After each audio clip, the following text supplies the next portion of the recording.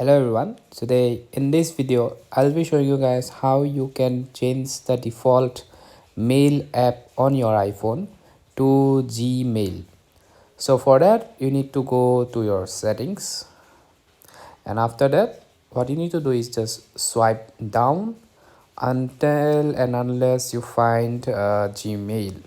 So let's go down.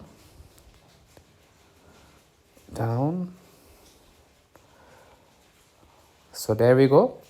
As you can see, we have found Gmail. You need to tap here once, and from here you will see this option called default mail app. So what you need to do is just tap here once. After tapping here once, as you can see, there are two options. One is the default one is mail, which is iPhone's default mail app, and the other one is Gmail from Google. So now what you need to do is just tap here on the Gmail, and after that your default mail has been set to Gmail on your iPhone.